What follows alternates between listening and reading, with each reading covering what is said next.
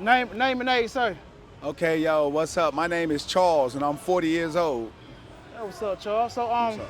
how you doing today, Charles? Man, I'm blessed, King. I can't complain. How you doing, brother? I'm good. I'm good. So what you got going on, Mr. Charles? So right now, man, I'm just like I was telling the brother when you had walked up on me, man. I'm just enjoying life, you know what I'm saying? I'm thanking God for being free, you know what I'm saying? Like y'all just let him know about God. Cause whether I club, no matter where I'm at, no matter what I'm doing, I put him first. I'm non-denominational. You can see me with the Koran right now, but I'm a Christian, but I believe in God and I believe in all religions as one. So that's why you see me with the Quran right now too. Yes, sir. Okay, so what have you learned that you can give to the people out here? Well, what I was just reading on in the Quran, where it was talking about the disbelievers and the non-believers, you know, it was actually like one of my few times that I actually picked up the Quran. I was sitting at the bus stop and it was there. That's the right one. That's mine. Oh, is this yours? Okay, so look, it was sitting at the bus stop, and I'm one of those type of people. I feel like it's God trying to talk to me. So when I picked it up, it was talking about the non-believers, and it was just talking about how you should deal with non-believers. It was talking about hypocrites, how a lot of the people, you know what I'm saying, they have the word, but like they choose to still follow Satan's ways. You know, that's what I was just reading up on. You know what I'm saying, because that's easy to do in this world. You know. Damn right. So you said you did time in jail?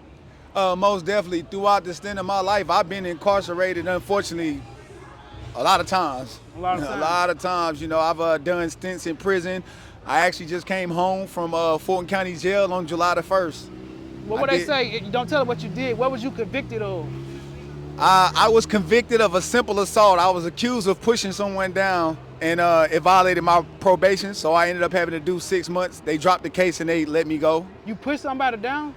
They allegedly said I pushed someone down. I didn't push anyone down, though. You know, the person who made the allegation against me is someone close to me that don't want to see me doing good because they're not happy with who they're with. Oh, damn, man. Yeah. So that's a family. I hate to hear that, man. Yeah. So what type of like problems you've been dealing with through your 40 years of, you know, in jail? Through my 40 years, you'll come to find out about me. You know, it's crazy that I'm talking about that in this interview. Is I've dealt with homelessness throughout, you know, the entirety of my life because I grew up an orphan. And I just want to, you know, clarify something right quick before I proceed. You know, a lot of people use that as a crutch. You know, I don't use that as a crutch, but just realistically, if I don't know none of my biological family, when I go to jail or when I go to prison, when I come back to these streets, it's starting from scratch. Don't have too many friends because, as you know, times have changed in this world and people could care less about your problems. I don't too tough talk about mine anyways, unless asked, and I will tell. But, you know, I don't use it as no crutch. But throughout my lifetime, I dealt with that. I've dealt with losing a lot of friends. You know, I make friends, turn around, they die, or they end up moving or getting locked up. I've dealt with a lot of inconsistencies in relationships, you know what I'm saying, due to the fact that a lot of girls just, you know, and I respect that a lot of girls weren't really ready to handle all of what I came with and all I've been through, all the traumas I've seen, YDCs, group homes, multiple foster homes, you name it, I've seen it, you know. So do dealing with stuff like that in your past affect your relationship? Like, or they just know your background, or you kind of flip out and do dumb shit, and they stop fucking with you? So I could be honest with you. In the past, I picked up complexes that I can admit to this camera. I was on some bitch nigga shit, little boy shit, the fighting, the arguing, the what do you call it? Like the insecurities. Yeah. All that came, and I can admit this on camera, from not having a male figure in my life. That's true, and that's critical in the home. I had authority issues with males because my father got killed. So it's like growing up in foster homes with no family anyways, I felt like a nigga couldn't tell me shit.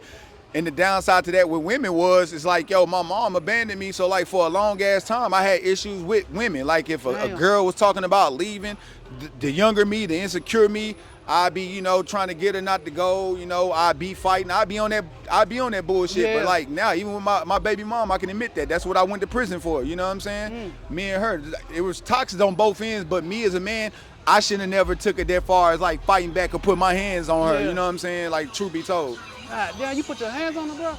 Yeah, truth be told, I did. I got to fight with my baby moms, but as a man, that's something that I had to admit to the world in another interview when I was asked the same question, you know? And like I told people, that's nothing to be proud of. That ain't nothing to brag about. But I'm looking you dead in your eyes, and I'm looking at this camera like I was on some lame ass shit then. Yeah. I didn't know, you know what I'm saying, no better. I couldn't control my anger. It's no excuse. It's no excuse for no man to put their hands on no female. But I've learned, you know what I'm saying, in my 40 years of being here, you know what I'm saying, how to accept accountability. You know, a lot of niggas can't get on camera and say what I'm saying right now. But yeah, I did put my hands on my baby mom, you know what I'm saying, or whatever. When I was on that bitch nigga shit, like I said, that immature shit, I should have been walking off. So now what I do is like I stop my homies, you know what I'm saying, from going down that road that I traveled. I did 3 stints in prison because I didn't know how to control my anger and I didn't know how to control my attitude. You feel what I'm saying? Like, truth be told. Damn. So you growing up, did you see a lot of men hit women? Growing up, I'm gonna keep it G with you. Growing up, that was the norm. Like in my household, I hate to say it, like I seen a lot of dudes, if they like in the household in different foster homes I was in. Hit they woman? I was in a foster home and my oldest foster sister, her and her boyfriend used to fight in front of me all the time. Like they'll take me out with them, like when they used to go to cause he coached a little league basketball team. Yeah. I seen this dude biting her in front of me and I was like a kid, yay high myself, just like, you know, just like everybody else, caught in the Matrix. How old was you? I would have had to been no older than 7 or 8 when I first saw domestic violence take place in my life. Yeah. And then it's just like throughout the norm of growing up in the neighborhood I grew up in the 90s. You know, I grew up in the 90s, so that's what it was. That I ain't trying to be funny. That's something that they don't talk about. But if you go back and watch a lot of the old movies, you watch a lot of the old TV shows, even with white people, it's like, I thought that was the way to handle shit. How they slap, you know, don't disrespect me type shit. Yeah. I found out the opposite way, that like, nah, nigga, your ass going the right street. Your ass going down that road, you know what I'm saying, with domestic violence charges, you know what I'm saying? Yeah. They not playing about that. Damn right. So look, how you start off? You start off just choking her or slapping her or punching. Like, how did you start out? Like, and what the worst did it get? Okay, so the worst hit got to how be you start honest. out first? Let me just say, how did you start off? It'll start off with an argument. Yo, that's okay. It'll start off. Appreciate that. It'll start off with an argument, right? And then it'll go from an argument to us being in each other's face. And she might say some like disrespectful ass shit, you know what I'm saying, or whatever. And then it's just like I might blink, I might push her or whatever. We just be back and forth, and then it'll go from there. I'm not like one of those people who boom, boom, boom, boom, boom, boom, and bust black eye and nothing like that. She might say some disrespectful shit, and I might bow, slap her ass and walk off. Or she might goddamn be in my face. Like one time, she don't admit it to people, but she grabbed my. This your girl now. This my baby mom. This is my baby mom. Like we co-parent now. We're not together, but it was toxic in the beginning. You know what I'm saying? It was hella toxic, cause she thought I was cheating and I wasn't. By her accusing me of cheating and locking me outside in 19-degree weather when it was raining. We went through a lot of crazy ass shit in our relationship, you know. So I talk to other younger couples now and let people know that shit for the birds. That ain't what's up, man. You got somebody, love them, man. Even like to brothers who struggle with their anger like me, I'm telling y'all now, from someone who done been to prison, done been to jail hella amount of times because of what I did and I paid for it, but I learned and I changed. It's a saying that a lot of people say, once a cheater, always a cheater, once an abuser, always an abuser. I don't believe that, because in that same breath, if you saying you believe in the Most High, if you saying you believe in God, that same God that you saying you pray to, you know what I'm saying?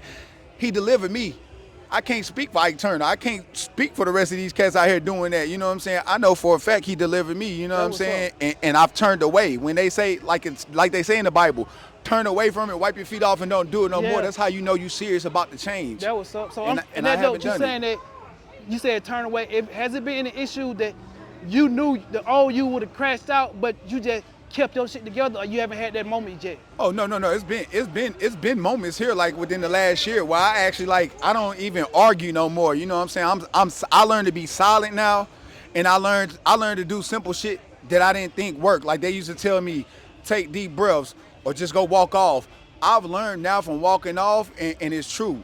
You hurt a person worser by not even giving them what they want. You know what I'm saying? Whenever you react and you put your hands on somebody, or whenever you know what I'm saying, you feed into the arguments and all the bullshit, like, that's when you get drawn into shit. That's when someone got control over you. It's simple. You stay quiet, you control you. You still walk away with your power. I'm still free. I've had incidents where I want to slap the shit out of a chick. She disrespected my mom's the other day, but I had to hold my peace. Was it your baby mom? It wasn't even my baby mom. Okay, it was actually my home. It was actually one of my people's girls. Oh, said some real foul ass shit, but it's like, yo, I thought about the old me, cause that's something I ain't doing in the past. Like, I just used to, hey, what you say? Now it's like I stop and I think about jail. I think about them goddamn sandwiches. I think about waking up and motherfucking like when they run up in there in prison, like yo, motherfuckers run up in there, they run up in there deep, just strip you down to your boxes, strip you of your manhood, like yo, you at them folks' wheels. When I think about all that shit I went through down the road and the shit that I was exposed to in prison, I tell any young nigga out here, bro, ain't none of that shit worth it. If a motherfucker ain't trying to take your life, kill someone in your family, that shit ain't worth it. If they ain't trying to harm your kids, if it's over some trivial arguments, petty ass shit, motherfucker get more money than you or whatever it is, you know what I'm saying? Let it go. That's the point I'm at to now. You know? I got my last question. I want to hold you up. What's the craziest shit you seen down there and that you just like I don't want to that you experienced in jail? The craziest shit I seen in jail. Take your time. I woke up. No, I ain't got. Cause I could. It's fresh. It's fresh. What's up? The craziest shit I seen when I was in prison. I woke up one morning and it was like 3 niggas in my room stabbing my roommate because he played them out of a phone. I woke up to a nigga screaming like they had us in. They got 3 bunks. I was on the very, very top bunk. He was in the middle bunk, and then they got like a little low bunk that sit probably about like that high off the ground. Literally woke up to this man screaming, not knowing what was going on. I jumped out the bed, you know, and niggas told me, hey, we know about you, Brody. You straight, you know what I'm saying? Bro, owe us, you know what I'm saying, for these phones, you know what I'm saying? So go on, you good if you want to exit, you know what I mean? Damn. Niggas got knives, so you know, I slid up out that motherfucker. They ain't got nothing to do with me, you know what I'm saying? But that's the crazy shit I seen personally. Shit, did he live? Yeah, he lived. He lived. They had to take him to the infirmary after they patched him up. They didn't bring him back to our side of the compound, you know what I'm saying? Because it's 2 sides. They had the north side and the south side. I was at Wilcox down there in Abbeville when I saw this. That was up. Damn, brother, I appreciate your time. How can we find you, brother? So you all can find me on Instagram at 2 PACZ as in zebra _brother. Can we get a word right quick, brother, that you want to share? If I had to tell anybody anything in today's society, this is a word that I got for everybody. Let's take it back to originality, you know what I'm saying? Take it back to those vibes that our great grandparents had. Society done lost its way, you know what I'm saying? Like my word to people is overlook all the material shit. This world is getting faker and faker, and I know people see it. So my encouragement to anybody who listens to my message right now is this: you be that spark. You get with people who get it, who get what's going on in this world, you know what I'm saying? Hella people will start a fire, you know what I'm saying? Hella people will add fuel to the flame, but how many people gonna actually go try to get a pail of water to put that motherfucker out? You be the one to start trying to put out these fires. You be that change, be that oddball. It ain't nothing wrong with being no lame, you know what I'm saying? Look around and see what's going on. Hella niggas dying. A lot of females get snatched up. There's so much shit going on in this world for people not to care. Start caring, because if you don't, people clearly see where it's going now. Be that spark that changes these young dudes' route. A lot of these young dudes out here gang banging. Be that female that shows these young girls hoeing ain't the way to go. You know what I'm saying? Show them it's still cool to be a nurse. It's still cool to be a doctor. It's still cool to have a job. Because this society right now, everybody think it's just about being a social media influencer, a stripper or a trapper or whatever it's got to do with the industry. Ain't nobody even focusing on things that really count. You know, even family. I don't know about you, brother. Another thing, man, start getting with your peoples, man. Don't be beefing with your cousins. I don't care if it's your first, second, or third cousin, man. Family needs to start staying closer, you know what I'm saying? I've learned in my 40 years, these last 20, that family reunions, family gatherings is not like that no more. People's income dictates who they deal with. People's income dictate who their family members is, you know what I'm saying? No, keep it real and keep it solid is what I'm saying. To those who know what I'm saying, stay true. Don't allow this new world order, which what the new world order is what we're seeing. The loud cars, the heavy music, the drill music, you know what I'm saying? The females talking about it's just about shake your ass. Ain't nothing wrong with it. I'm from the hood. But we also need to still have those people out there that's gonna remind people like, hey, clubbing and all this stuff was really just a weekend thing we was growing up. Monday through Friday, we at school, we working, we getting shit done. So my advice to people is stay real. Do not lose the ways that our ancestors instilled in us. Don't lose the ways that you was raised in, you know what I'm saying? And don't let your friends and money dictate who you are. Stay true to you no matter what. No matter how many friends you lose, no matter how many people look at you sideways and say you're lame, stay true to who you are, for a male and a female, you know what I'm saying? For my brothers, man, if your homies ain't real right, man, get away from the game, man, because like really, The gangs was in place to protect neighborhoods. It wasn't meant for us to be killing each other. You know what I'm saying? Truth be told, if anybody out there saying they banging, they know the history. It was one nation. Take it back to those days. Take it back to those days is what I say, man. Just stay true, man. Be real, man. Each one reach one. That shit real. Because niggas ain't doing that. The Mexicans doing it. The Italians doing it. The Chinese doing it. The Koreans doing it. Even the Haitians and the Jamaicans, they doing it. Why is it that to this day, African Americans, those classified as African Americans, just can't come together without fighting and shooting? Folks got a whole Comic-Con event over there. You won't see one bullet flung. You know what I'm saying? These is facts. Yeah, most definitely, King. Most definitely, man. My name's Charles. Hey, look. I'm from Indiana, nigga. I'm from Michigan City, Indiana. Listen, if you know Georgiana, get a fucking tune, nigga. Real talk. From Atlanta to Indiana, nigga, we out here.